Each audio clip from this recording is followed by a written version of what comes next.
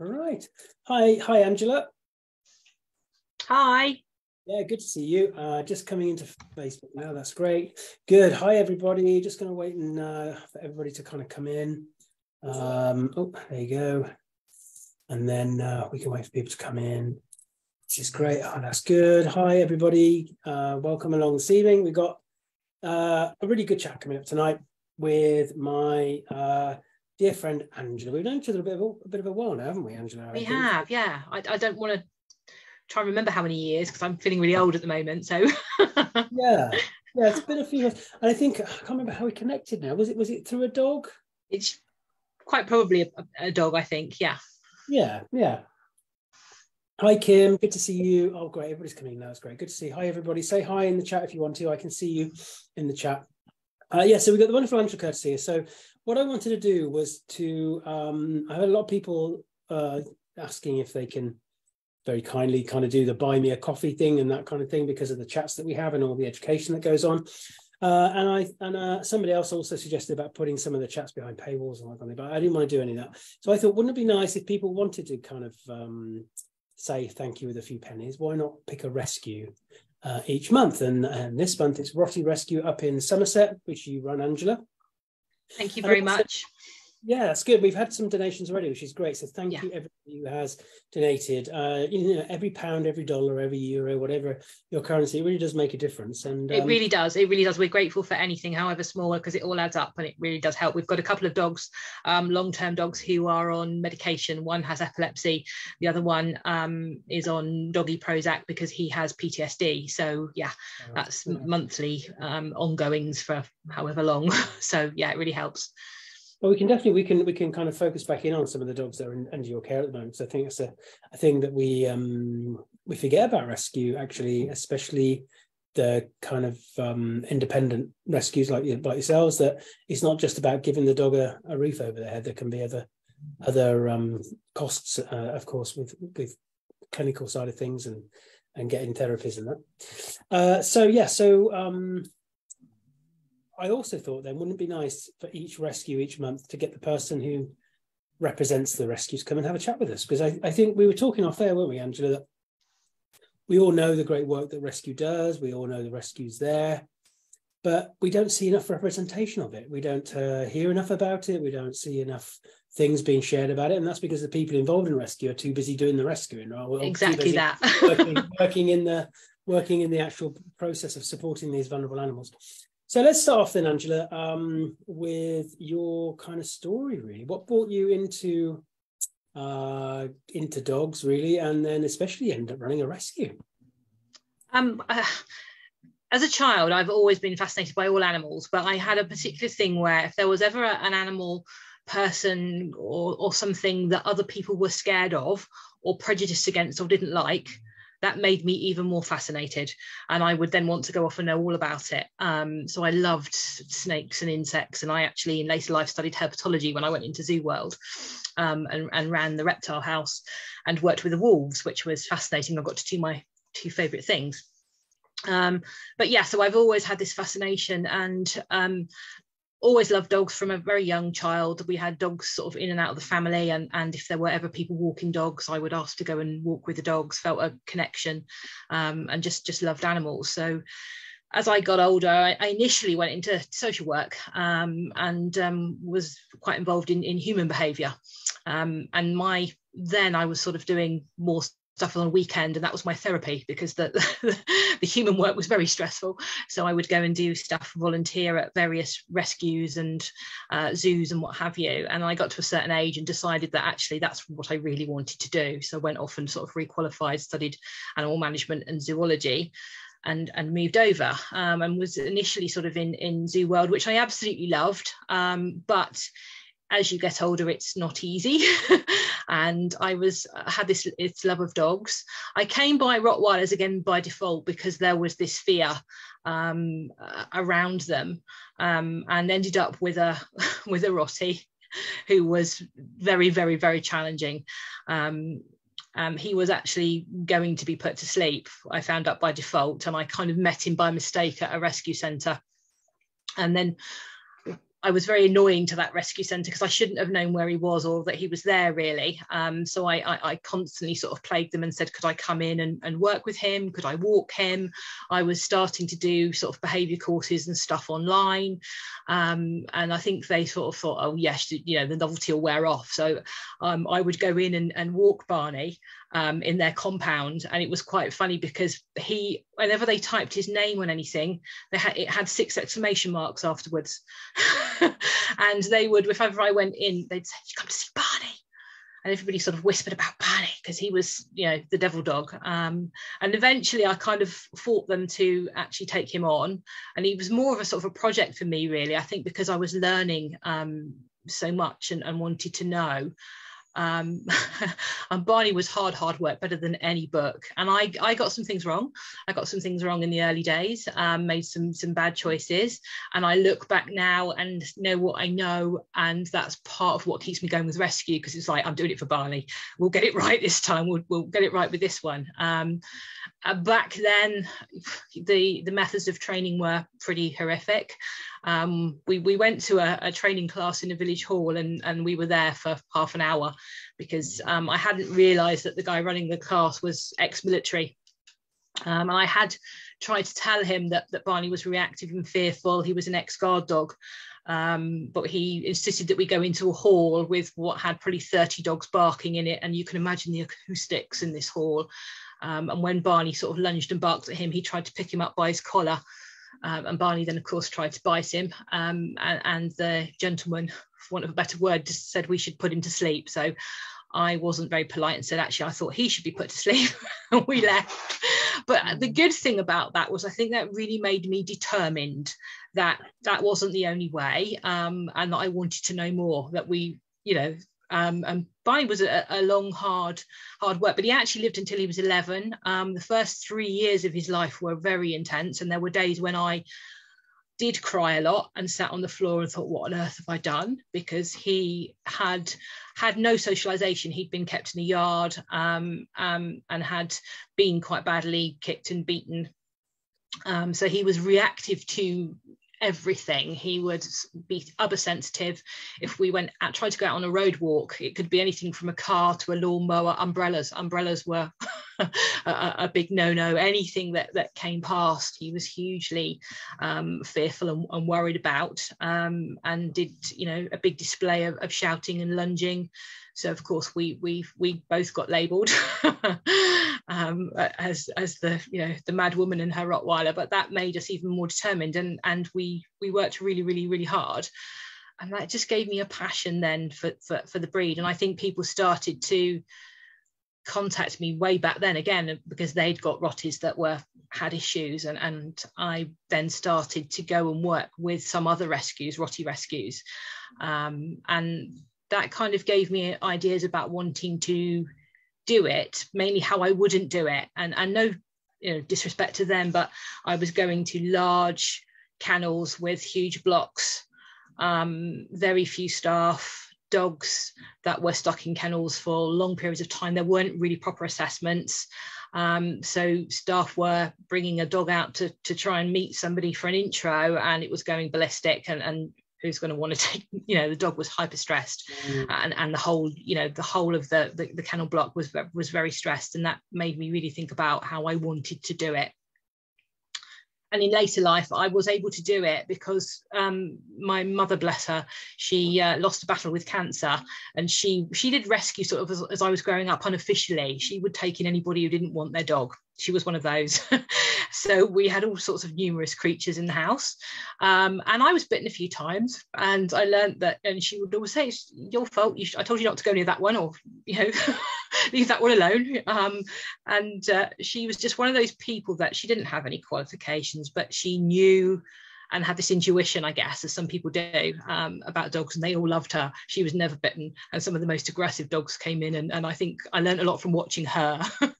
But when she lost her battle with cancer, she'd kind of heard me over the years sort of going into other rescue centres and maybe saying, oh, I wouldn't do that, or that would need to be changed. And when she passed away, she left me a lovely little note saying, do it your way. So that's what we did. What was your mother's name? Mary. Mary. Well, So thank you, Mary, of course, for allowing this to come to fruition, really. And Yeah. that's quite a journey then, isn't it, to go on, really, Andrew? And do you think your early work with social work and understanding the need of the vulnerable and the need of the vulnerable to be heard and for not to be and also not to be judged and a lot of the things we think about really helped to set that perspective for you when you came into dogs, and especially when you saw the way that particular trainer dealt with that dog? Yeah, I think it's helped me in many ways. You know, when you're dealing with the public, sometimes that isn't always easy. Sometimes it can be frustrating, it can make you angry, but I put my social work hat back on, and I try to think about, what's going on for them. And, there is no point in blaming. It's about the dog. So, dogs come in for all sorts of reasons. Some of the times you might think, well, that's a not very genuine reason, and maybe they should have tried harder or what have you, but that's really not going to help to get angry or misjudge that person with what they're doing. And again, when you're trying to rehome dogs and find homes for them, a lot of the time is you're really interviewing, and you're trying to find out whether a home is going and get to know somebody. If you can make a connection with them, you can really find out what they're about and whether they're right. So it's definitely helped me with both the dogs and ongoing work with people. So when we think about the rescue they set up, and of course I've been up there, you very kindly made cake for us, because of course we love cake, and I make a lot of cake. Yeah, well, it's great. It's always a good thing. So Kira and I came up and visited you up there, and it's a great kind of facility you have there. And tell us a little bit about that facility then, and what you've tried to do there, because you have very limited kennel spaces, don't you? And you have some sanctuary places as well, don't you? So we've got 6 kennels on site, and a lot of people will come and see the amount of land that we have, because we have another field that we didn't go into that's adjoining the one, and quite a lot of land. And a lot of people will immediately come and say, oh, why don't you build another kennel block? And I have to explain to them that no, because each of these dogs needs time, and we really, really want to. That's really kind of our ethos, is to give the dogs the time they need. And sometimes you just need to sit and watch. And a couple of people that, and I remember when Esther came many years ago, who's a very good friend, and she came and came to the rescue for the day and said, oh, can I come along and do some tea touch with the dogs and what have you? And we just sat for a couple of hours watching dogs. And she said, this is amazing. I've been to other places and it's so busy and what have you. And I said, no, this is what we need to do, because you can't really, some dogs need that level of time, and you can't really know anything if you're rushing and busy. You can't see what's going on. So we do, that was the important thing, that the dogs that come here, and we do take dogs who have quite special needs. So it's important that we have the time that they need. Also, the setup was important for me, because having been to lots of bigger centres where the dogs possibly get a couple of 10-minute walks a day or more, and they might then get a visit to a compound for part of their assessment or part of their training, but it's very much rushed because they're very busy. There's lots of dogs there. It's click the lead on, rush it out of the kennel, get it down to the compound, because you've got 20 minutes with that one, then we've got to get the next one down and what have you. That's uber stressful. And also, rescue dogs lose the ability to make choices. So we set the kennels up so that they can open into the field. There's a secure area, and then you can go out the gate into the field. And we have a hands-off policy, and we don't use leads initially. So basically it's a choice. We can open a kennel door, they can come into a safe space, and then they can come out into the field if they want to. We might have a trailing lead on a dog if we felt that there's going to be a really difficulty to get them back in, but we don't want to be just clicking a lead straight on and having that dog thinking, who the hell are you, and worried, and incidents happening, and we allow them to have choices. And that really, really, really makes a difference when we've got dogs coming in and we're assessing them and working with them. So we wanted to have the space to do it and set it up differently. And this is one of the reasons I wanted to pick your rescue as the first one for this month, really, because we all understand that the huge pressure is put on a lot of shelters, a lot of rescues that don't have the space, don't have the time, that they have a huge amount of dogs, and it's not about kind of thinking about things in a comparative way. It's just recognizing that you took that choice because you could. Yes. Think, like, this is what we have, and that must be hard actually sometimes, because you get contacted a lot about all sorts of, you know, real hard stories to hear. But you're quite strict, aren't you, on saying, actually, no, we are full. Yes. We can't do anymore. Because I've seen the other side of it as well in rescue, where, you know, some of the people, particularly those that are, you know, independent, doing it on their own, will become animal collectors, some of them, and have become, you know, overrun, and then things have gone horribly wrong, and the animals aren't getting the care they need and what have you. So it's really, really important to curb on that. And luckily my husband is very good at kind of yanking my reins and saying, no, you know, and I'll sort of give him, Christmas time is always, because we do squeeze more than we should in, and I'll give him an extra glass of wine, and and he's like, isn't there another dog? Just have another glass of wine. So we might get away with it at certain times of year, but we try to be sensible, and it's having that mix of dogs. And sometimes rescues get, you know, we get ticked off because people say, oh, you've cherry picked, but it's not about cherry picking, it's finding the balance. So if we've got 4 dogs in that we know 2 are not rehomable, the other 2 are going to be here long term, then the other 2 do need to be fairly easy, because we need to have some dogs that we can move on so we can keep things, the momentum going, and we want to be able to help those dogs as well. It's also good for us to be able to do that, and it's positive for our volunteers to see that. So it's having that balance of, you know, and rescues get penalized for that a lot. Oh, you've cherry picked, you've taken an easy one. It's like, well, hang on, actually look at the other dogs that we've been working with for X amount of years. So but also even the easy ones, in inverted commas, are still dogs in need. Yeah, you know, exactly. they're seeking a safe space, a safe haven, whilst they transition through to hopefully a new home. And I think so yeah, it's a great setup that you have there. And I love how much time you spend on looking at learning that dog story, you know, giving that chance to think about what it is and what those care and support needs might be. You've got a great team of people that come there, like, say, as you say, Esther, who comes and does the T-touch, and Roz is quite, Roz is in the room, I think. Did I see Roz? Oh, yeah, Ross Buckley. Hi, Ross. Who helps out with kind of the physical side of things as well, and so every aspect is looked at for these wonderful dogs. We've got a small team, but a very dedicated team, and we need again a small team, because we need the dogs that we have in need that kind of consistency. And there is, again, there can be from some volunteers this misconception about what rescue is, you know, and you do need the right type of people with the dogs that we've got. So, you know, it can seem that we're being fussy sometimes, but it's important we get it right from both points. And that's the important thing, isn't it? Because this thing about getting it right as well, we talked off air a little bit about some of the criticism that is pointed at rescues about having quite strict rehoming criteria, and also, you know, people do get upset when they get rejected, but there is a huge onus on you to get it right. Not just from the dog's point of view, but from a public point of view. I think, you know, when we think about, you talked about social work earlier, you know, we're all kind of in our jobs when we're involved in behavior and rescue and that kind of, we're all kind of part of the doggy social services, really. And we have different things that we do. I'm more like a key worker, I suppose, being out in the community with the dogs. And you're very much that kind of social support side of things when the animals need it, and getting that right is important, isn't it? It is, yes. What kind of kickback do you get from that side of things? Is that your biggest kind of gripe that comes back when people aren't able to take the dog? They feel they have sometimes, a right. I mean, to? we get the usual one, which everybody is getting at the moment, because rescues are all pretty much every breed, and those that are general are gridlocked at the moment.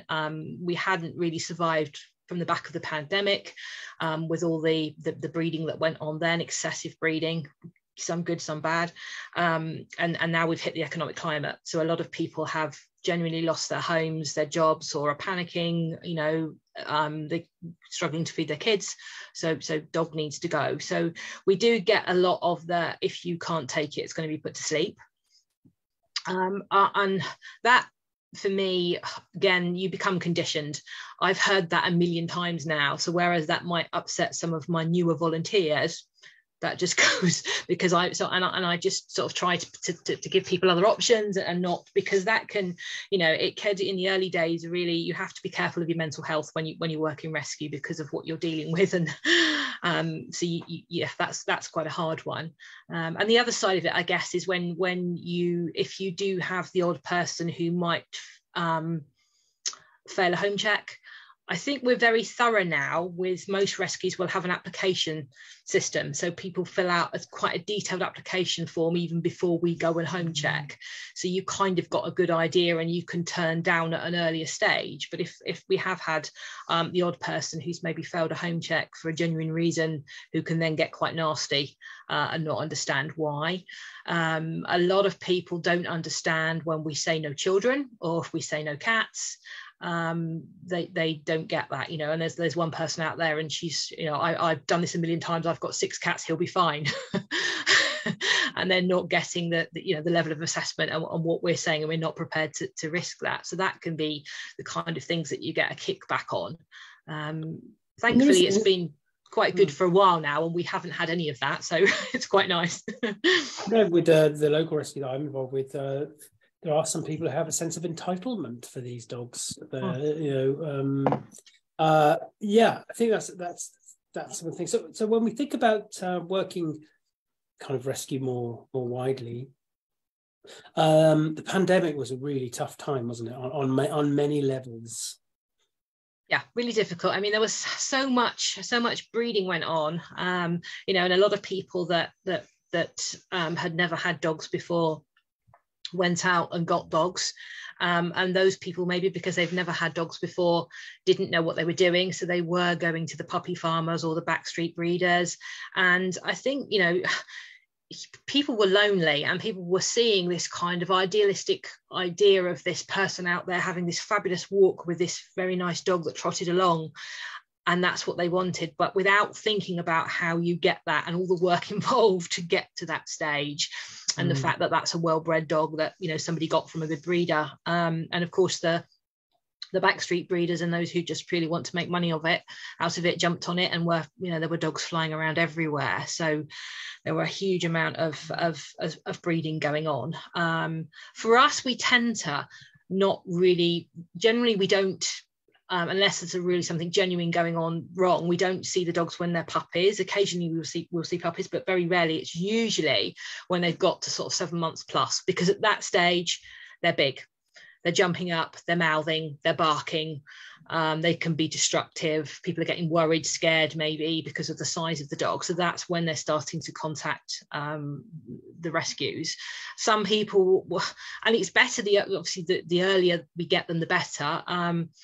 I think we got lots of dogs who came through the pandemic and they were at the 18-month stage, and what people had done is they got to that sort of 7-8 month stage where they were out of control, so dog was in the garden, and that dog's then in the garden for 4 or 5 months, going ballistic at everything that goes past and what have you. So you then get something that's really quite damaged by the time it comes in, and that's hard work to then turn around.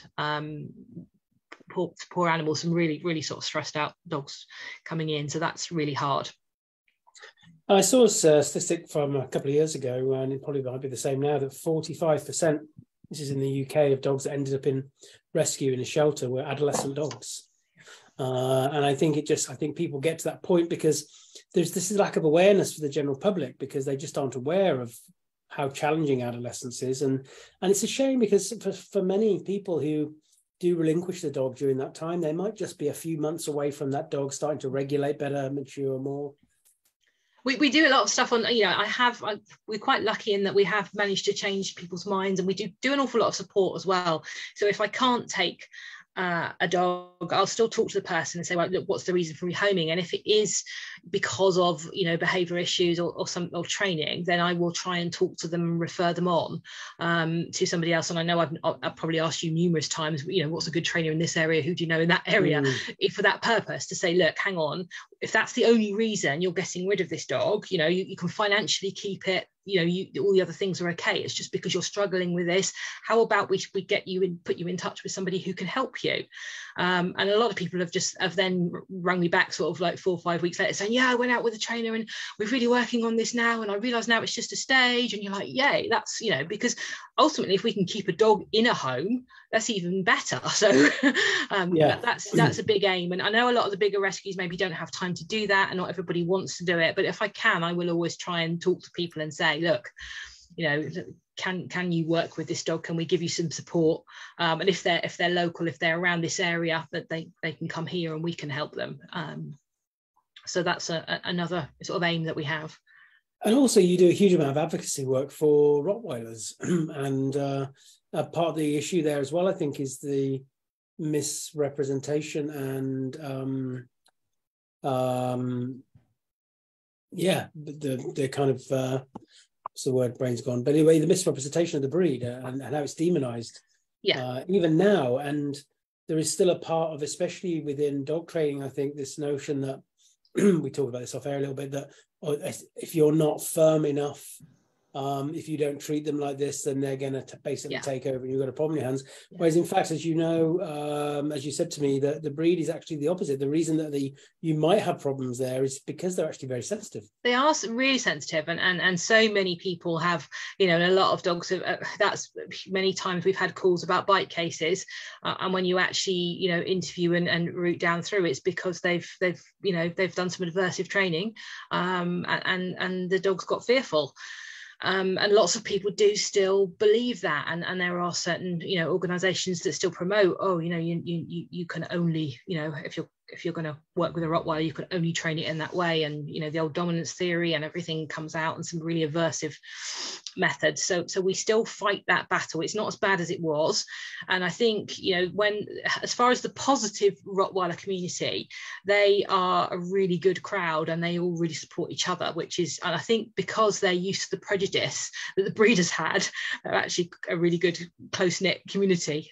So they do support each other as well, and we'll help each other with I've been through that, and that's why I set up that we have a group as well, which isn't just for adoptees, it's for anybody that's got a Roti, and there's quite a lot of support that goes on there. So if somebody is struggling, they can come on and talk, and they're going through the teenage stage or what have you, and somebody else will sort of put a joke up and say, oh yeah, I remember when you ate the sofa, or what have you. And there's nothing quite like feeling, when you feel it's not just you and you feel, somebody else has been through this, there's hope, isn't there? And you don't feel so alone. So I think that's really important that people share.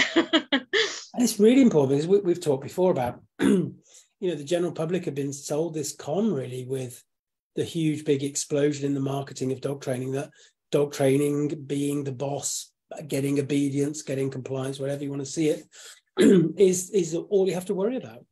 So of course the reality isn't that. And that young dog, especially like us, the most important thing that dog needs to learn is that they can feel safe, and that they can kind of navigate the world in a way that is authentic for them, just like for us. And that's pushed back a lot. Do you find how have you found a certain amount of misogyny there? Because the fact that obviously you're a woman running a Rottweiler rescue. Not so much now. In the early days, there was that was interesting, and I think I try and always be positive and friendly, but I can be quite good at sticking up for myself as well. So, and I'm always up for a heated debate if people want to go down that route, and I'll try and keep it professional. And I did have some in the early days. And if people choose to put the phone down, then fine, that's their choice. But it's got better. And yeah, that's a positive. So, do you think the general perception of the breed has changed then in a more positive way in recent years? Yes, I think so. Weirdly more in rural areas than in urban areas, and I don't that's interesting. Know quite why. And it was interesting when we moved to Devon. We lived in Devon before we moved to Somerset, and that's probably 15 years ago. And I had Ezzy, who was a huge ex puppy farm female Roti, but she was male size. She was enormous, and I'm not really into pink on a dog, but I put a big pink collar on her because I was so fed up of everybody calling her a boy. And we just moved to the area. We were in Columpton, just over the border in Devon, and there was a big stately home there, and they had a big dog show and a country fair every year. So I said to Kevin, I said, oh, I'm going to pop along to this country fair this afternoon. I said, I'll take Ezzy with me. And it was really interesting because as I arrived and was parked the car and we were walking in, there were all the people with the sort of the flat caps and their posh jackets on, and it was lurchers and spaniels and Labradors and what have you. And as I was waiting in the queue to pay to go in, there was a group of middle-aged ladies who looked a bit sort of Margaret Thatcher-esque. They had their tied blouses and their pleated skirts, and they started to sort of point and look over. And I thought, oh, right, okay, here we go. And as the queue went down, they were sort of, again, they were pointing and looking over. And I got to the front of the queue, and what was funny was one of them marched over, and she came over and she sort of stood in front of me, and I sort of said hello, and she said hello, and she thrust this sausage at me and said, "Punish the deed, not the breed. We love Rotties," and thrust this sausage at Ezzy. And I was kind of like, oh, hello. And it was lovely, and we really didn't have anywhere near. We'd lived in Essex previously with Rotties, and it was quite a different, and talking to people who live in sort of urban and rural areas, there is this difference. So I'm not sure why that is. You think there's still little bit of the trophy dog phenomenon in the inner cities, maybe, or in the towns? Perhaps so. Yeah, perhaps so. Certainly, we don't get that. We don't get those type of people trying to adopt anymore, and I think, unfortunately, they have moved on to certain other breeds, you know, the new big bull breeds and what have you that are. But I think there is, you know, some people in the cities maybe think of the Rottweiler in that way, that it's a guard dog, it's a, you know, and it's, you know, sort of the, you know, hard nut dog. But out in the rural areas, I think people, you know, are generally more doggy anyway, aren't they? And you know, more relaxed about it, and we haven't seen that as much here. So that's quite nice about living in the southwest. We like that. And from all these wonderful but very vulnerable dogs that you've supported over the years, what are the main kind of things that you've seen as connective factors for them being Rottweilers and their care needs and their sport needs and what they're seeking that might be quite Rottweilery in its presentation? I mean, there's been so many. I think, again, it's all about misconception. So it really all started with Soul Man. And I think, I don't know, a lot of people that have followed us for a long time will all know about Soul, who, it was interesting because the young couple that owned him, they got him from a breeder. And I think he was around 2 when they first contacted me.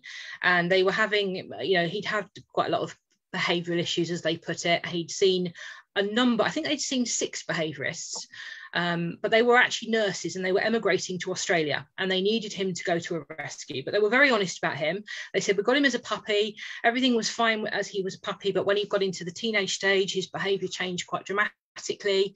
They'd got 2 young children, and the last behaviourist that they'd seen had said, put him in a kennel down the garden, walk him at midnight, when you won't see anybody else, on a choke chain and what have you, and don't have him anywhere near the children. They were due to go off to Australia, and because they were going to be in hospital accommodation, they genuinely couldn't take him with them. They absolutely loved him, despite everything that had gone on. They rang around every rescue in the UK, bless them, and they were very honest about his behaviour, and for whatever reasons, people generally couldn't or wouldn't. We hadn't even finished the kennel block.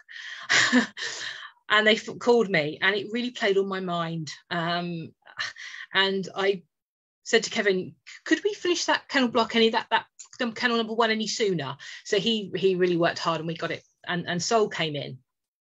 And it was interesting looking at all these different assessments from these different. He'd seen a couple of very positive trainers, but they'd gone down a very much an obedience route with him. And then he'd seen some very negative behaviorists and trainers who were, you know, that you know, you've got to be in control of this dog and dominate it. And they'd missed so much. It took me about 48 hours. We went out on a walk, and I'd been told, oh, he won't respond to his name because he's dominant, and he will stare at you because he's dominant. And we went out on a walk, and he poodled off and what have you. So I tried calling him and what have you. No response whatsoever. And then I went and hid and sat on the bench out of sight, and I saw him starting to sniff the air, which was a big clue straight away. And then they'd said that he was touch sensitive around his head. So I specifically had a little opportunity to try and see if I could go anywhere near his ears, not a hell's chance. So immediately booked into the vet and said to the vet, I think this dog is deaf. And he'd got a huge, great big growth growing in one ear, and he'd got no eardrum in the other. And it was almost like we started then he had the surgery to remove the growth, which was painful. And we started to teach him hand signs. I hadn't worked with a deaf dog for a few years. I trained a Jack Russell many years ago, so went and got out me Barry Eaton and all the other deaf dog books, and we started teaching him. And it was fantastic, because it was just like he suddenly became calm, and it was as if he was saying, somebody finally gets me. Somebody finally gets me. And that's the big thing I think that's so important with, you know, behavior and training, is we shouldn't try and change something until we know why it's happening. And so many people just want to go down that route of, I want an obedient dog, or I want the dog to do this, or I want that behavior to stop. But why is that happening? And he'd been so misunderstood. And that's really common with the dogs we get in. They've often, people have not seen a health issue or a fear or something else going on. They've just concentrated on, this dog is bad, this dog is now disobedient, it's being naughty, or what have you. And that, you know, it may be a general sort of common theme for all rescue dogs, but that's something that we see a lot. Well, it's interesting because that's such a great story to highlight the importance of care ahead of task. Yeah. We talk about this a lot, of course, in the group, and a lot of this notion of well, you know, they're trying to square the circle between different methodologies when we think about training. But actually, this is the whole point. You know, just thinking about arguing about how best to do task, when you've got a dog there who's trying to tell you, I can't do it, and this is why. And actually, you gave that. Imagine from a dog's psyche, any living thing's psyche, to go from feeling unheard to suddenly feeling heard. Yeah, that must be a wonderful sensation. And he immediately relaxed. It was interesting and it made perfect sense, because he would stare at you dominantly, you know, look what they were perceiving as dominantly, because he was watching you intently. And it was when you turned away and he couldn't see your face that he would then nip or grab clothing.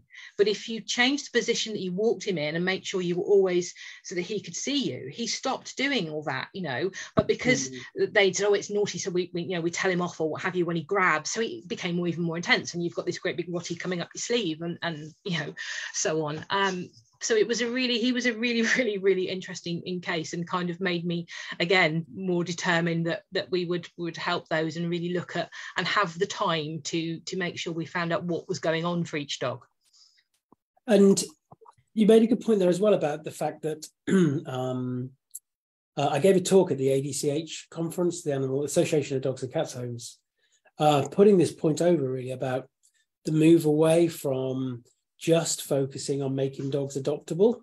Yeah, it's important to get a dog to be adopted, I know, but also about giving the time to learn their story enough so that you can find the best match and equip those other people with what those care and support needs might be. Somebody called Jerry Lee Kroll that I reference in some of my talks, who's a clinical social worker over in America, has really looked at this thing about with children, you know, because the emphasis always used to be on the children. You know, you have to behave a certain way or else nobody will love you.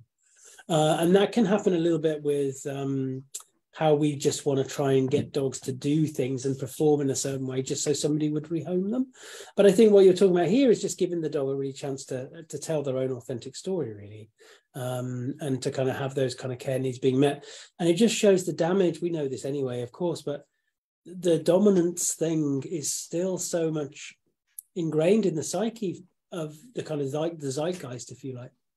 And it makes you wonder how many dogs have literally lost their lives just because nobody was able to hear what they were trying to communicate, because they'd all judged them and demonized them because of their way of communicating that.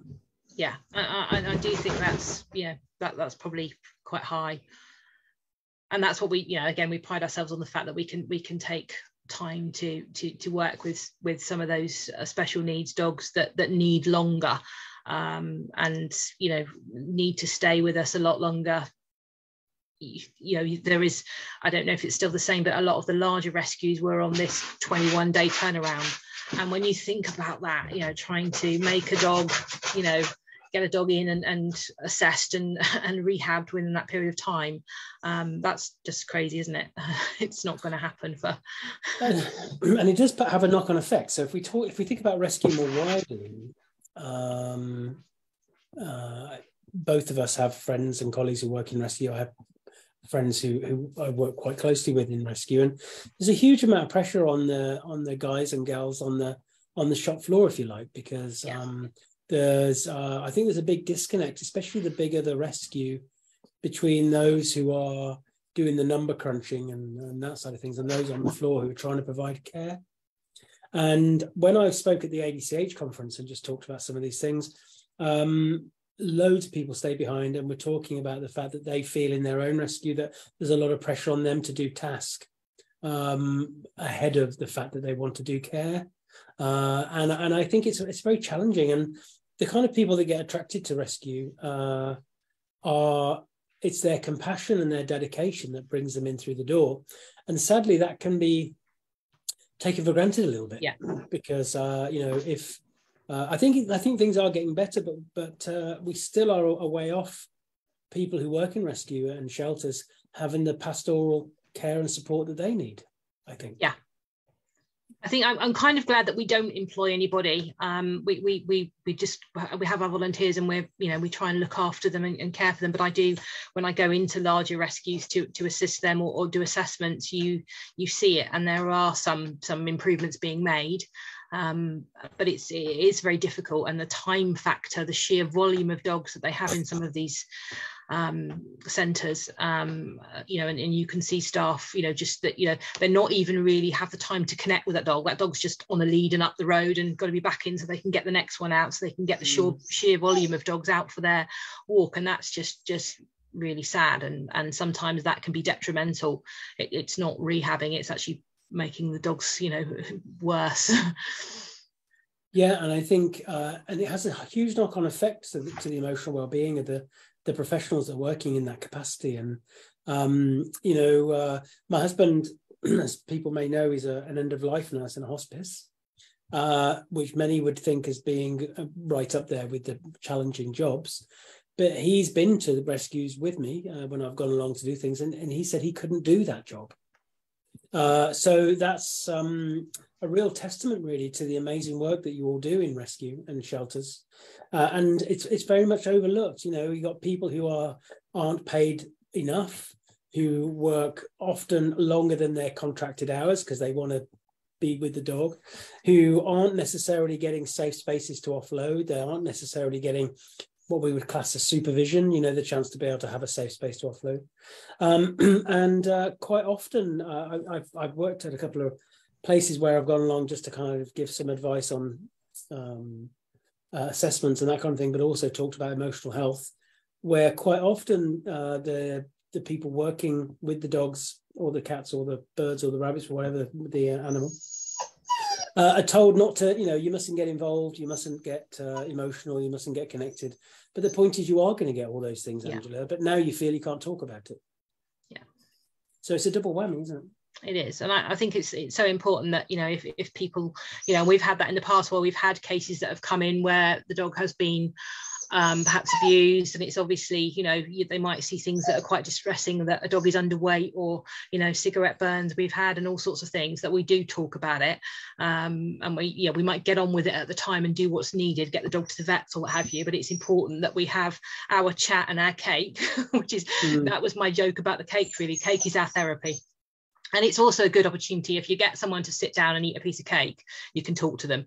So you can you make that time to kind of have a bit of a debrief and discuss what's gone on and how they feel about it. And you have to have that, Angela. I think offering everything's an invitation ultimately, but it's an invitation to offer some safe space for those who want it. Yeah. And I've spoken to people when I was involved a little bit with Rescue back a while ago. People who've just been working months and months and months and months and months and hardly ever had a chance to talk to anybody about anything. Actually, turn up for work. It's almost Groundhog Day. Yeah. And being around a lot of distress. We're turning up to the suffering of others, actually, whether that's the human or the dog, and that takes a lot from you, I think. And I think there has been, and maybe this is changing, I don't know, but the powers that be, and especially some of the bigger rescues, they kind of play on the fact that, well, you'll turn up again tomorrow because you care for the animals. Yeah, and that's really sad, because that person needs to, what they're doing with the dog is as vital as the managers in the office, and they need to feel empowered and that they are a vital part of the team. And you need to talk to them and find out what they see, because that's vital. They have vital information as well, so it's important that everybody shares information. And I think that was why we always wanted to stay small and have a small team where we can do that, where we can discuss and chat and debrief, and everybody's opinion is valid. Because I think sometimes it might niggle you, but I've had it where I've had somebody who's had relatively no dog experience come in, and maybe because they haven't and they've got more of an open mind, they'll see something and the rest of us are kind of like, how the hell did we not see that? And that's such a and it's so important. So it's really important everybody feels valued, and as I say, that people from all ranks can, and everybody's learning, so we should all keep an open mind and share information. And this is a really good point, actually, isn't it, about the nature of staying humble, because I think it's important for people in my side of the community, the behaviorists and trainers who might go into rescues to help out, to be very mindful of staying humble. Because I remember going up to quite a big rescue, actually up country a little bit. I won't mention names, although the management has changed a little bit now. And I went up there just to kind of volunteer and help a friend, really. But a local behaviourist came in who was paid, and the way they treated the kennel staff was atrocious, Angela. Like, really dismissive. I know what's best. I'm the professional. I'm the one, but all this kind of stuff. And there was this richness, this huge amount of information, observational, anecdotal, on the ground information that was just being ignored because of their own ego.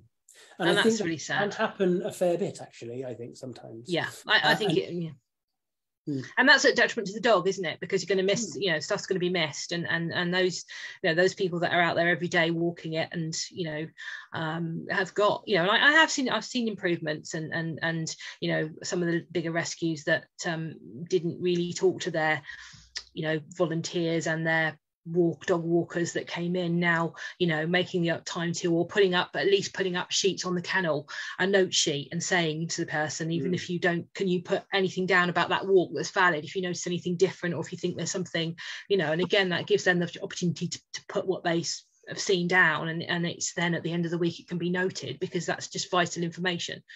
And it is, and sometimes it's that little thing, isn't it? That little thing that somebody thinks, oh, I wonder if that's a thing.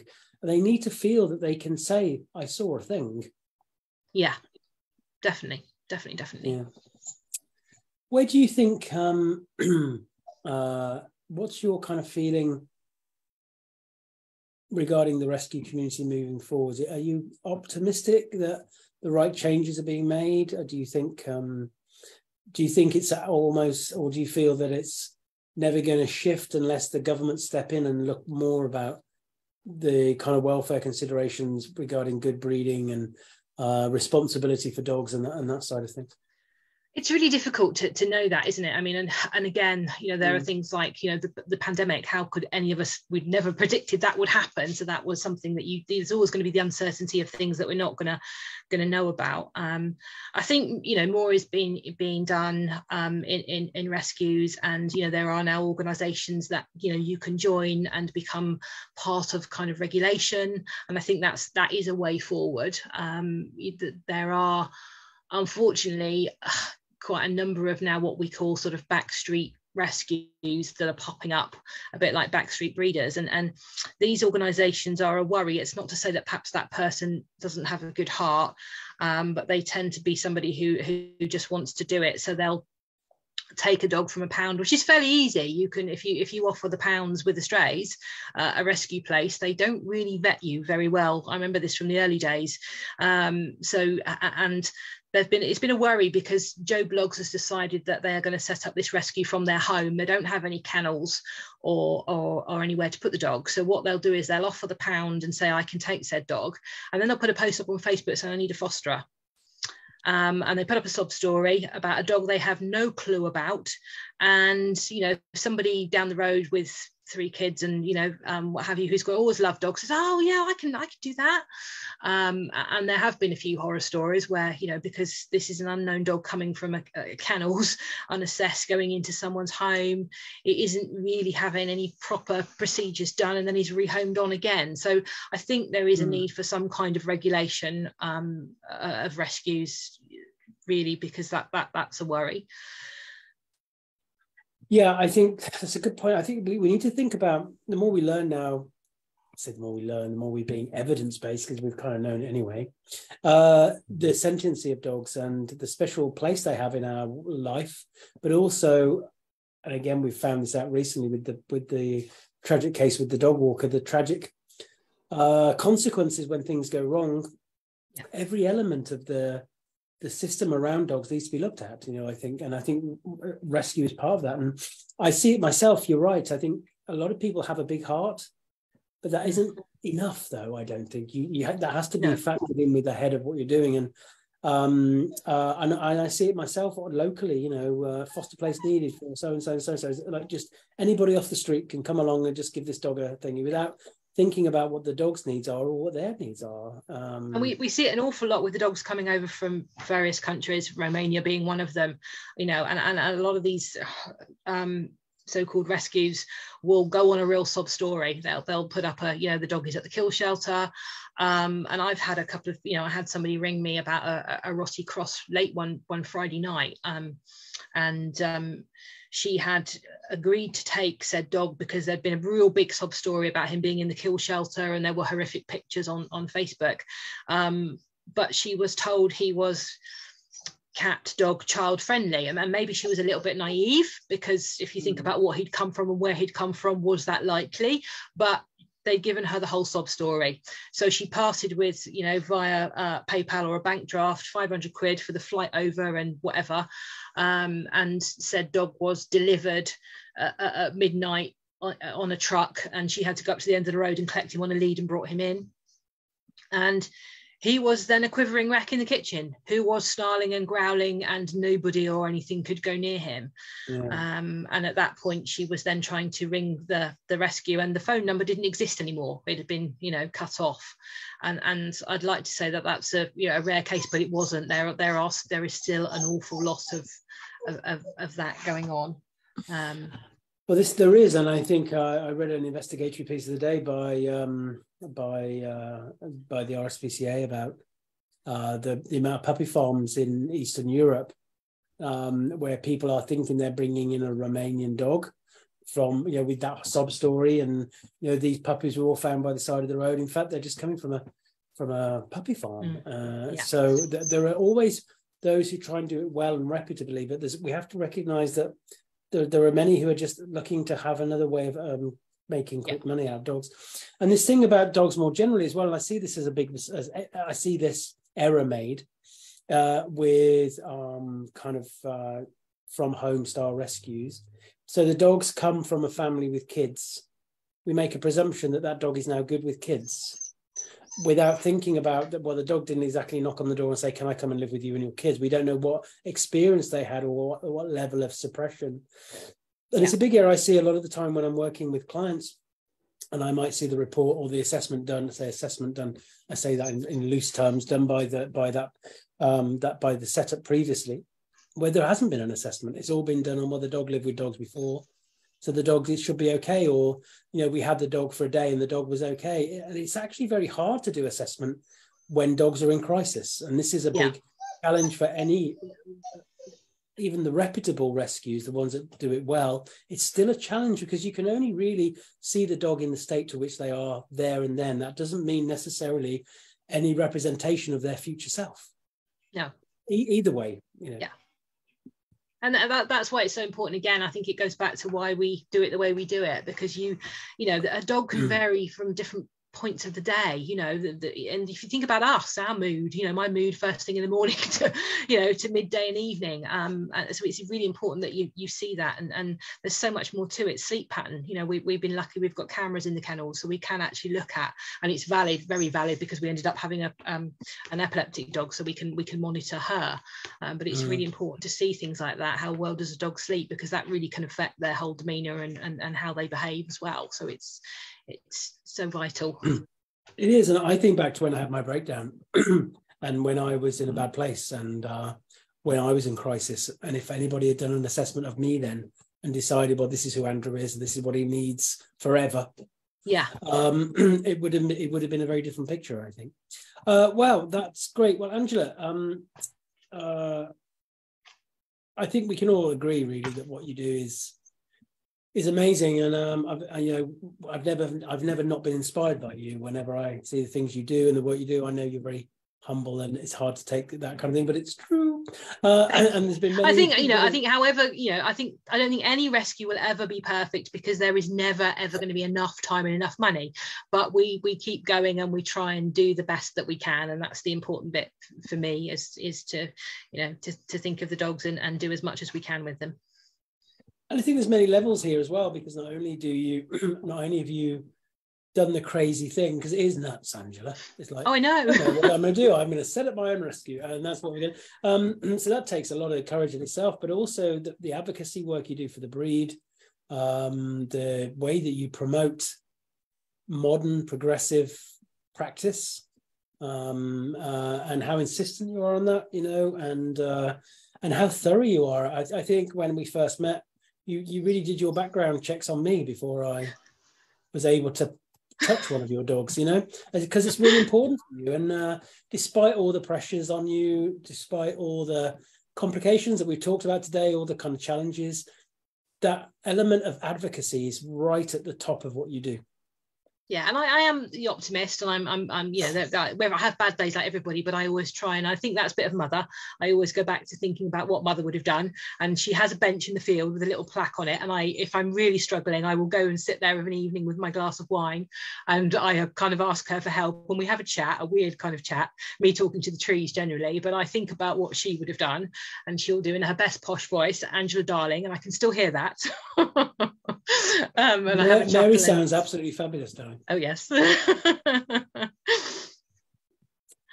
that's great. So this is brilliant. So remember, everybody, one of the reasons we're talking to Angela is because I want to pick a rescue each month, so that anybody who enjoys the content in the group and likes the Facebook, the lives we have, and you want to donate a few pennies, then that's a place to do it. And this month it's Roti Rescue. We've heard from Angela ourselves tonight, and hopefully anybody who wasn't aware of what they do, now you are, and it's an amazing rescue that really deserves our support.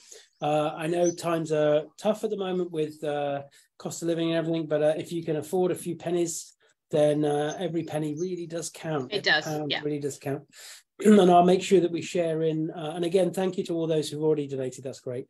And it's been great. I think another big thing for me, like I said at the top of the hour, if anybody didn't catch it, is that our colleagues in rescue, I think you can feel a bit left out, Andrea, because there's not enough stuff out about people working in rescue. There's not enough articles written about it. There's not enough representation. Like we said at the top of that, it's because everybody's too busy doing it rather than being it. So it's great to have this opportunity tonight just to kind of hear that side of things. So thank you so much for giving your time tonight.